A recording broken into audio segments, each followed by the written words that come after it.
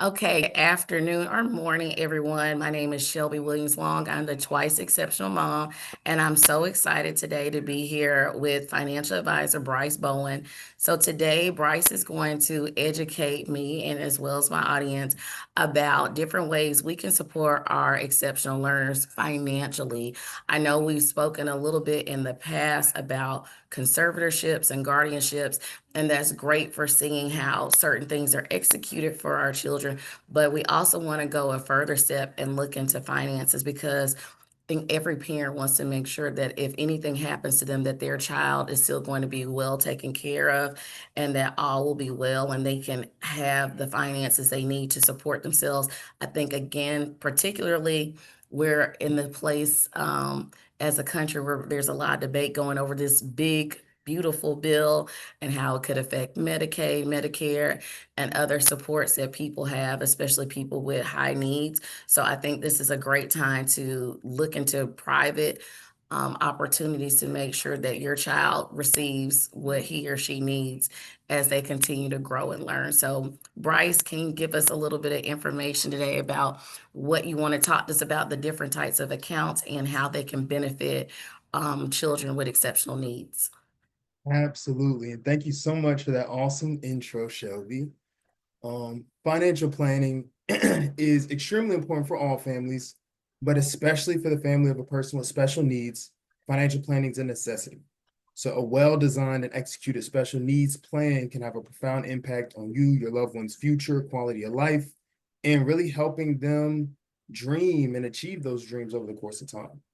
So we'll talk about a few different tools that are available to parents, tools that you can set up on your own time, tools that aren't costly to you, to really and truly protect the future of your special needs, your exceptional, your double exceptional, twice exceptional loved one. Okay.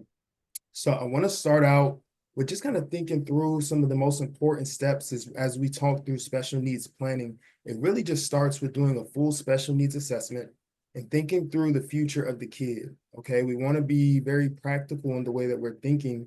Um, but we want to think about what the life is going to be like for the child 5 years, 10 years, 20 years, 30 years from now. What's the trajectory look like? Does my child, are they going to need me past age 18? Are they going to need me past age 30, age 40? Mm. Those are all things we want to think about. Where will they live after they graduate? Will they still be with me? Do I think that they'll be advanced enough to live on their own? What we want to think through what are our hopes for their education, and that's through elementary school, middle school, high school, secondary school. Also, we want to think through who do we want to provide care for the loved one if they survive you. Okay, some Mm. parents, sometimes that can be an uncomfortable conversation, but we Yeah. have to seriously think something happens to me, who then becomes the caregiver for my special needs child. Okay. And then the next step is really thinking through a personal plan and figuring out what Social Security benefits the child's um, eligible for. So we have Social Security income benefits. You also have Medicaid benefits that the kid can apply for. Understand that in order to be eligible for these programs, the child has to have below a maximum net worth number. Okay. Is So there a specific number? it is. And while you're looking up that specific number, when we think about the special needs, we're talking about medical bills, everything, correct? Mm-hmm. So or what specifically are you thinking about there? Well, you know, like, would these accounts help with small things, like if you want to continue things like occupational therapy and speech services or something like that? Or, for some people whose children may have more severe needs, like they may actually need something like skilled nursing care or those types of things. Can these types of accounts help take care of that? And do you have to be like, wealthy to even start an account like this? Because I think a lot of people like look at the economy and everything is kind of daunting right now, and people want to know, like, I guess, is it sustainable to start an account like that? Is it easy to sustain? And what, I guess, what's the minimum you should be thinking about investing in these types of accounts to get the best overall for your child? No, absolutely. Great question. So with a Able account, is that what you're thinking about with the Able account, what we can use that for specifically? Yeah, we can talk about So, that one. So ABLE account for people who mhm, are watching home. Okay. mhm. So as we think about how much the kid needs, like I said before, if your kid makes any more than $2,000, then you Hmm. will not be able to apply for any Social Security benefits. Is that for a It's not a year, thing for a in month, like 2000? for a year. Okay. Wow. They Okay. have to have pretty much no money. Wow. So that's not necessarily being too rich, or necessarily not having enough money to contribute. You can be making too much money to contribute to this type of account. So the way that we retain the eligibility for the child is by allowing them to save money in something called an ABLE account. Okay, parents can put money, parents, grandparents, family members, we can all crowdfund money into an ABLE account, and the child can use that for any qualified expenses. So that can be related to specifically healthcare things, that can also be related to Hmm. housing, transportation, coordinated care, any assistance that's related to treating and caring for the disability. Though the funds in that account can be used for that tax-free. Okay. Okay. So the tax-free status is really the big kicker, but also as we build wealth in that, that's not going to affect your eligibility to qualify for any Social Security benefits that the child's getting. Okay. Okay.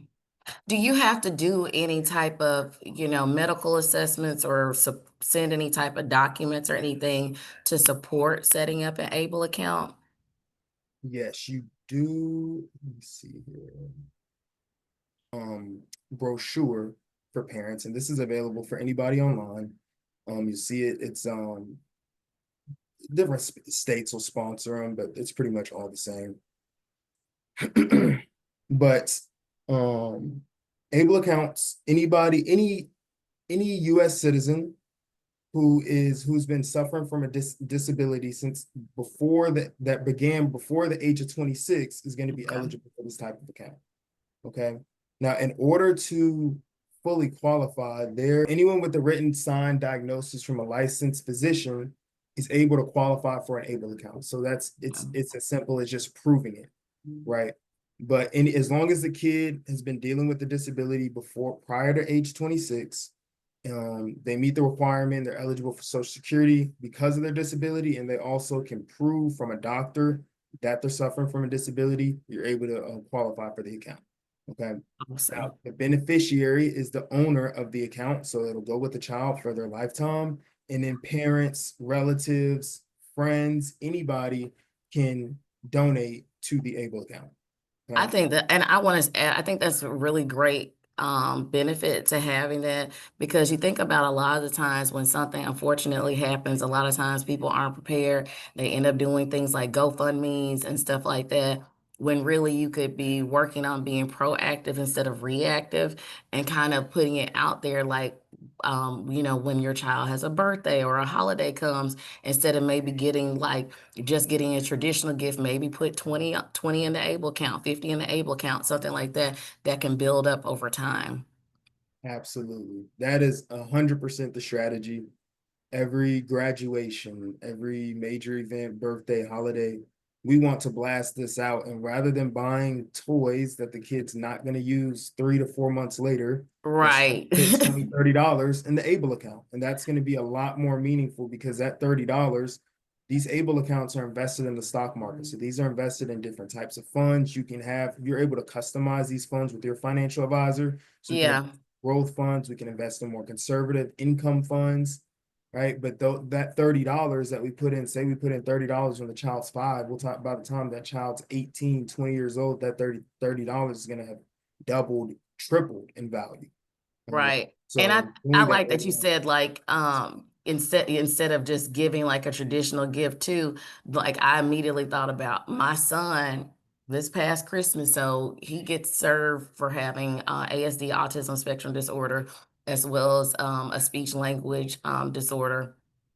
And he had Christmas presents that he just for whatever reason he wasn't feeling the vibes and he would not open them. So He literally had more than 10 Christmas presents to open for his birthday in April because he just was disinterested. Like I'm talking about the Christmas tree is down, all the stuff is down. His dad and I had been trying to get him to open the gifts. He would not open them. And so I'm sure he's not the only, kid with some awe in his tism, that may not want to open a gift, who may not want to do something.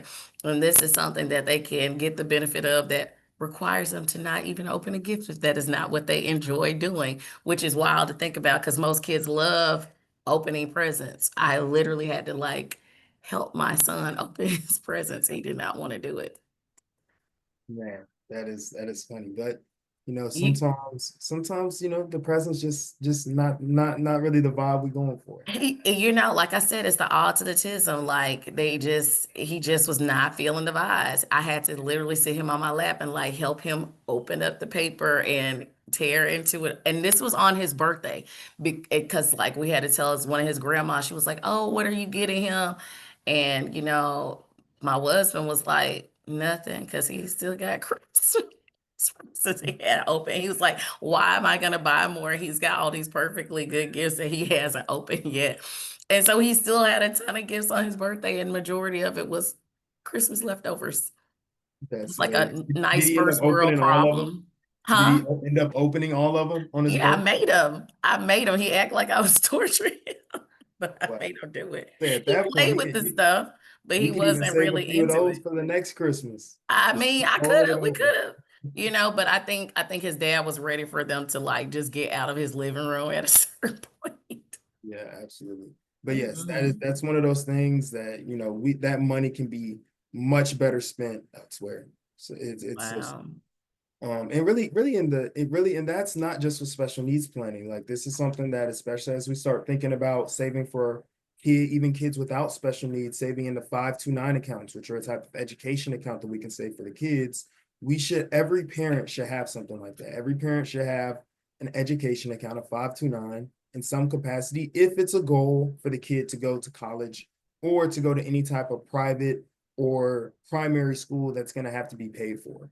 Okay, that's Gotcha. an account that we can blast out to family members during graduations, birthdays, holidays, same thing, and get Mm-hmm. contributions to the family and to the child's future. So that way we're not being forced to depend on loans or being forced to pay out of pocket, which I always say, Right. And especially the if you're going off 529 to account can school. be started regardless of whether the child has a disability or not.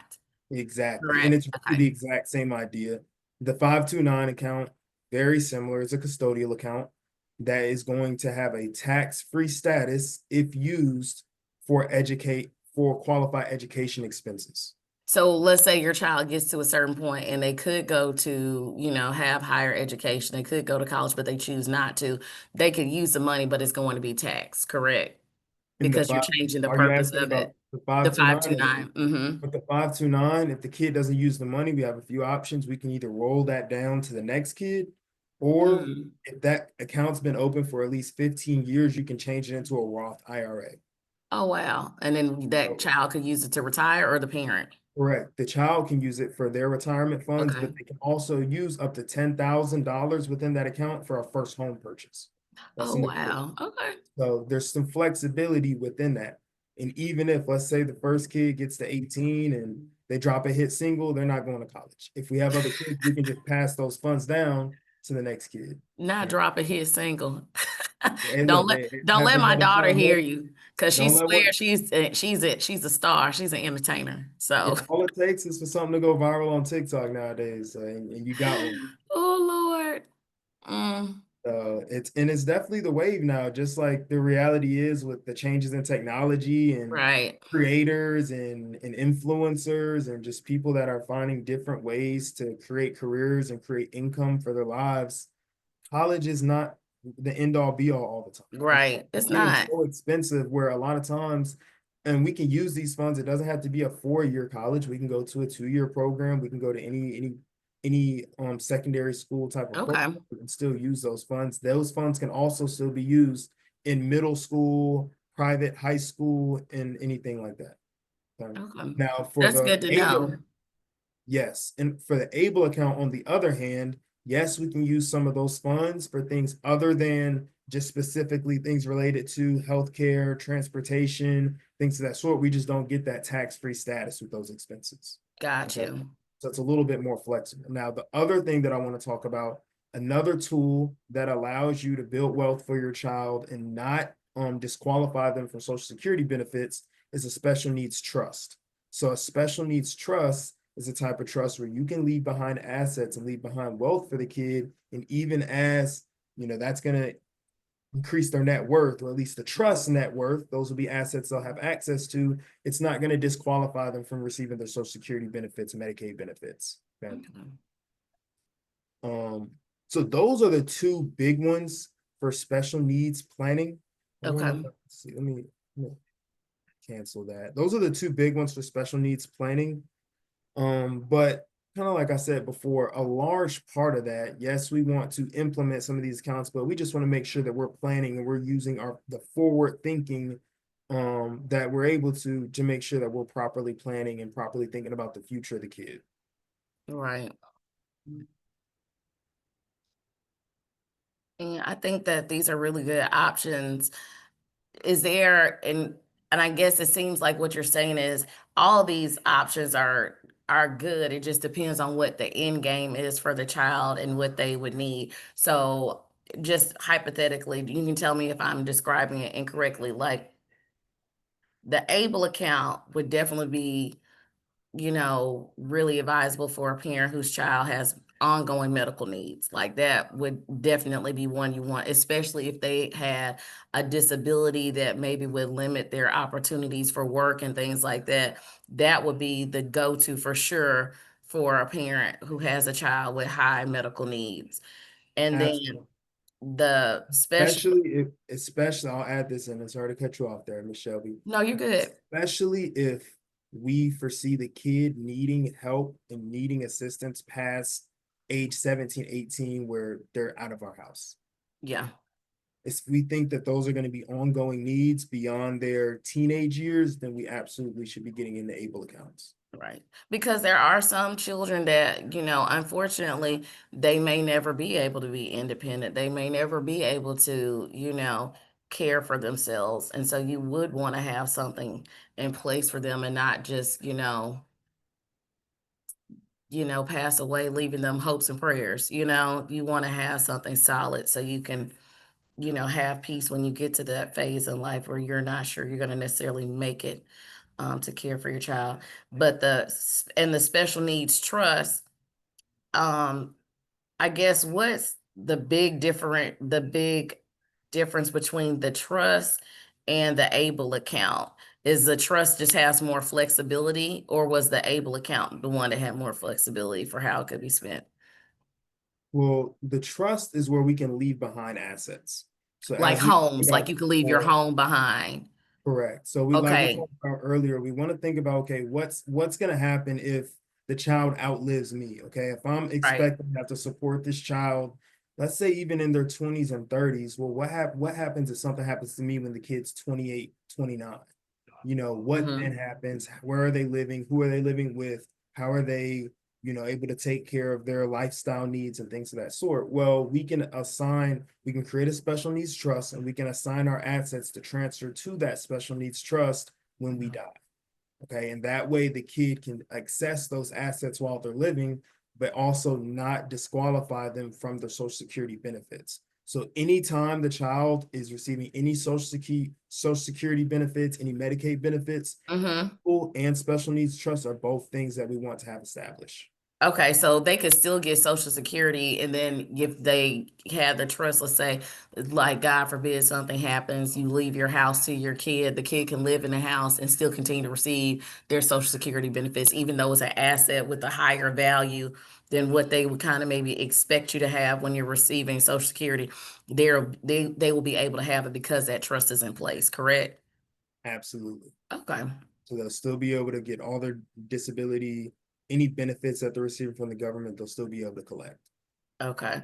And just to be sure, if and then with the 529 account for any type of higher education, whether it's an associate's degree, or a bachelor's degree or anything like that, that is what that's for. And if the child does not go to college, it can go to a different child, or it can be, you said converted over to a Roth IRA, right? Yes. For Yep. that child to retire from Mhm. maybe being, it could be an influencer or something. If you said it, or they Just dropped give their them a album. early start. And it's really Yeah, a lot of these things, while yes, they're great tools that are going to create real financial results, these are lessons that we can yeah, teach our kids for them to teach their kids. The way that we handle these things, the way that we handle our finance, we're setting an example.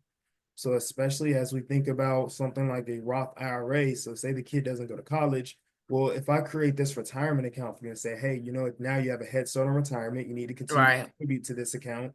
You can max it out at $7,000 a year, but this will allow you to retire earlier than your peers. That is how we show Yeah, them an example that they can then show to their kids.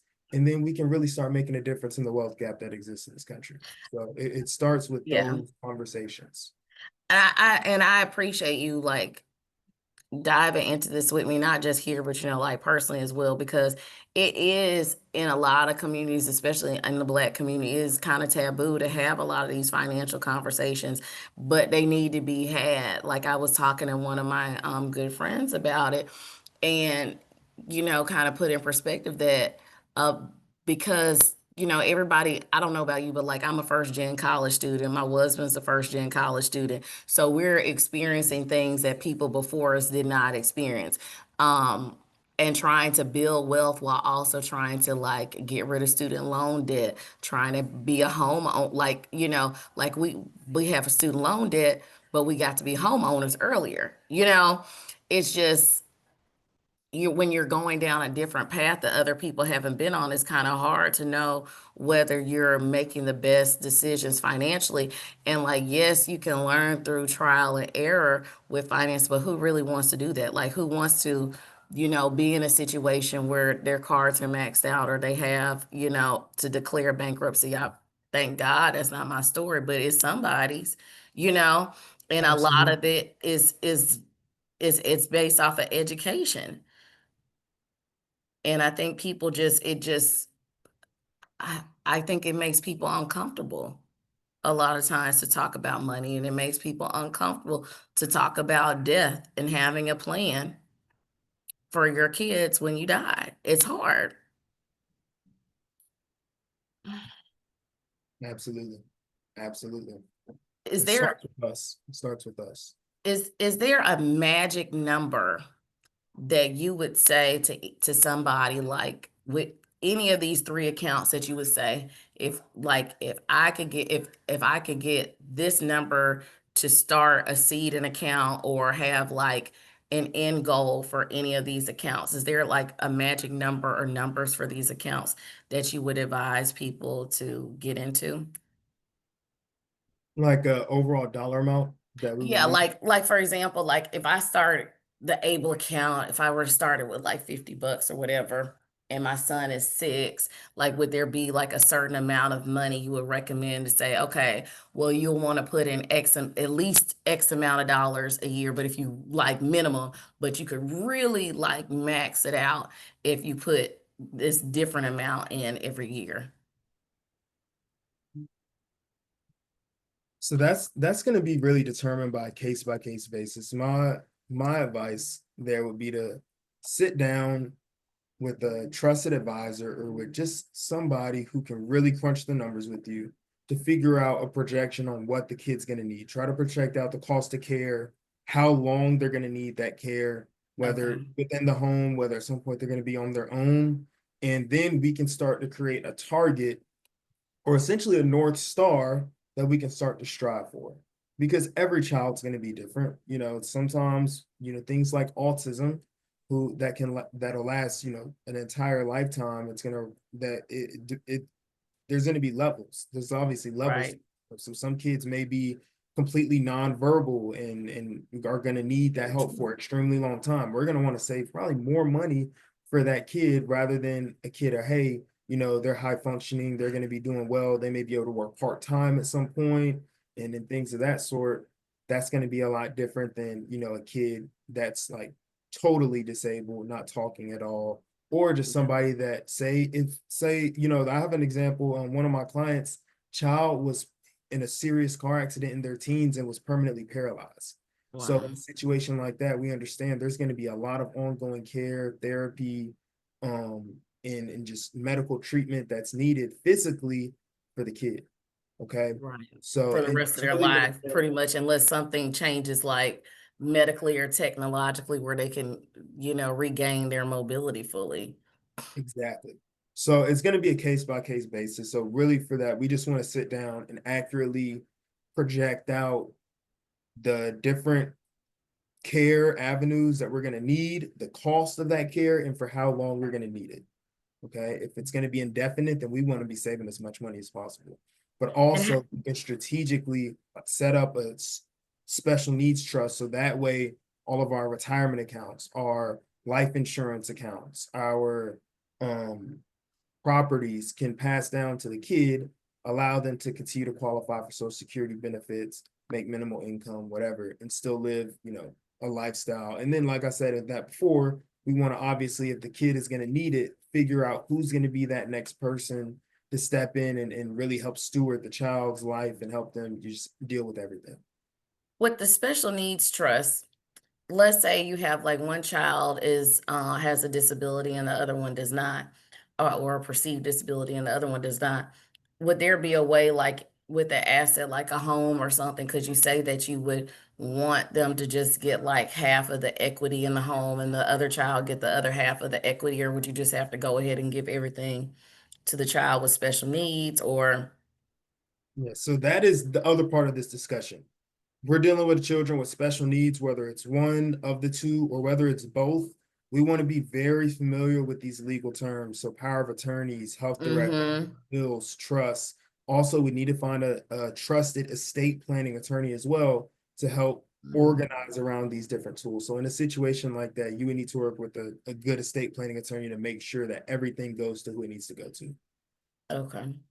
And when you're calculating, you're, planning out these different trusts or accounts and everything, is there like a certain percentage that you pre-calculate in for anticipated inflation, like based off of how the market currently is and like what trends might be predicted to be?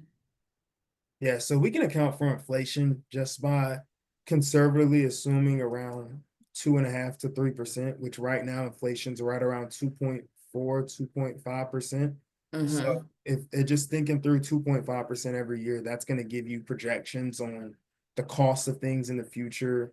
Some things are going to be inflated more, some things are inflated less, but conservatively 2.5 is a good number to use for that.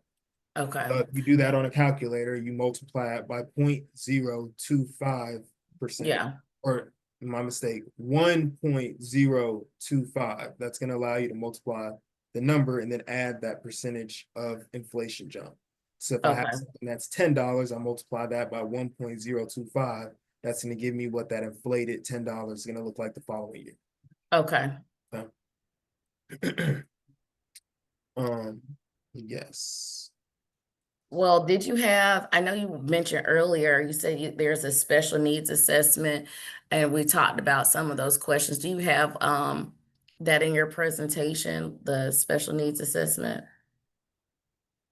Yes. Let So me people can kind of get an idea of like what kind of questions they would need to be prepared to answer if they were to choose to go forward with one of these accounts, particularly the ABLE account. So really the assessment is what I started out with. So that's really sitting down with a trusted advisor or sitting down as a family, really putting your head together. I would recommend finding a trusted advisor, but if How do sometimes you recommend people go about finding a trusted advisor if they don't have one? Because again, a lot of people shy away from financial conversations, discussions. I would talk to friends that use advisors, try to find somebody where there's a common connection. Say, hey, do you ask one of your good friends, ask somebody who you think works with an advisor who you see as being successful and a good steward of their wealth. Ask Okay. them, hey, are you working with a team of advisors? Do you have any financial planning planners that you're working with? Or, look online, any financial advisors, anybody that is a a a certified or just an accredited person in the finance industry. Their Okay. information is online. Any complaints about that person is online on FINRA's website. So do research, figure out who you're dealing with, but talk to people, talk to friends, and see if there's anybody who you can find that there's a common denominator there. So just try to find somebody that's not a Bernie Madoff, basically. Try. Correct. Which I mean, Bernie Madoff, bro, those guys don't really exist too much, but Because he got a lot of his business with word of mouth, and people are like, "Oh my gosh, look at these returns I'm getting; they're amazing." And yeah, let me share it with you. yes, but I do think those stories, and I think the Bernie Madoff documentary on Netflix was crazy. Oh, But it's a that is Netflix like a true documentary. outlier. And also understand that Bernie Madoff was operating in the world of hedge funds, which is completely different than really anything else in the investment world, where you're really dealing Hmm. with private clients, really high net worth clients in the tens of millions and billions. Hmm. So it's a completely different ballgame. Yeah. A true outlier. Bernie Madoff is not a I mean, representation he hit a of lick though. large amount. He did, and he paid for it. Okay. He did. But he would ride high for some years first though. He was. But yes, I would just find somebody that one of your family members is working with, that they have good things to say about, of course. Okay. Or find somebody online. There's people that you can connect with on different platforms and different avenues. The internet's a great place to meet people. So obviously do your research, vet the person, have a conversation. Um, but yeah, it really just starts with being intentional behind it. Like, and it's not like if you sit around and wait for it to happen, it's just gonna happen. These are things we got to go out Hmm. and create for ourselves. So have these conversations, be bold enough to have the conversations. I think there's a lot of mistrust for the finance industry, which is rightfully so, I think, from the Black community especially. But it is time for us to start creating these things for ourselves, those things being investment accounts for ourselves, for our children, Yeah. education savings for our children, life insurances to pass down generational wealth. These are things that it's time for us to Mhm. really take the bull by the horns on. Well, Um, that was one of the things you and I spoke about was like, you know, how a lot of people still aren't aware that some people use their whole life insurance as like an emergency fund sometimes when the rubber meets the road, and you can do that with whole life, can't do it with term life, and there are different benefits to both of them. But people Absolutely. don't know. They don't know the difference. They don't know why they may want one over the other. I have clients that use their permanent life insurances to go on vacations, to do housing projects, to buy properties, all types of Hmm. things, acquire businesses, Hmm. and really it just like the able account, just like the 529, these are just vehicles we can save money into and use the money tax free on the back end, Yep. which is really the best thing that exists in the economy, tax free distributions. um So yes. So one of the many things that we can do to help plan for the kid is just something as simple as having a life insurance policy. Any parents of special needs kids, as we're talking about going through that analysis on the plan and really figuring out how long the kid's going to need that care. Well, if I foresee my kid needing that support into their 20s, 30s, 40s, well, a Yeah. simple 300,000, $500,000 life insurance policy is probably not going to be enough to make that a reality. So we want to Right. do the math on this. We want to figure out how long the kid's going to possibly need care. So that way we can do a proper risk analysis and understand, okay, if something happens to me, will I be able to leave enough behind to continue to support them? Right. Right. So, and that's something And to that, have a certain quality of life too, because absolutely, sometimes people leave money behind, and it's money to do the bare minimum, but that doesn't mean that that child's quality of life is not going to be significantly different. And I don't think we, ever want it to necessarily be a downgrade if we can prevent that. absolutely, absolutely. Rather overshoot it than undershoot it. The Right. reality is, especially with inflation, like you talked about earlier, we don't want to leave the kid shorthanded in any situation. So, and that's just one of those things again that comes down with sitting down and doing really understanding. Really, it's four main things we want to think about. Okay, first, what are the goals that we have for the kid? What are some opportunities and life experience that you want them to have? The second thing we want to think about is where are they going to live? The third thing, what are the plans for education? And then what are we going to do, lastly, if the kid survives us? Okay. Wow. And when you're able to answer those four questions, that's going to allow you to get really, really linear with what we need to do for the kid. Okay. Well, Bryce, I feel like you answered all my questions.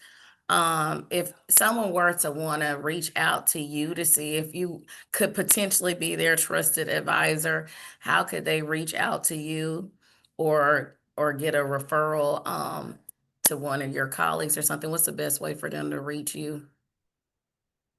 So they can reach me at 404-445-2816. My email address is Bryce, BRYCE dot BOWEN at NM.com. Just shoot me an email if anybody is interested in just having an open conversation. There are no requirements to open any types of accounts or implement anything in particular. If You you're can just looking get some to have an open education. conversation, Right. to start thinking about what's possible, start thinking and organizing around what we can do for the kid, I'm always happy to help. Especially a lot of my clients dealing with special needs planning. It's something that we tackle on my team pretty much every week. So spend a lot of time. Awesome. Say again, I'm just appreciative of you taking the time to talk to me and talk to people who tune in and subscribe to my YouTube channel about financial planning. It's so important for our kids in general. It's important for us. It's important for our children, but it's particularly important when we have children with exceptional needs because we want to make sure that they're going to be okay and they're going to be well taken care of, whether we're here or not. So I appreciate you taking the time for me on your day off. Thank you so Absolutely. much, I Bryce. appreciate you for sharing your platform with me. Any of the YouTube family that's on here, make sure you like and please share this video with any parents of special needs kids that are in your life that you know that you care about. That's really where this Yes. starts. Let's spread the message. Let's help one another. Let's be there for one another. And let's do this thing. Awesome. Thank you so much, Bryce. I appreciate you. Absolutely.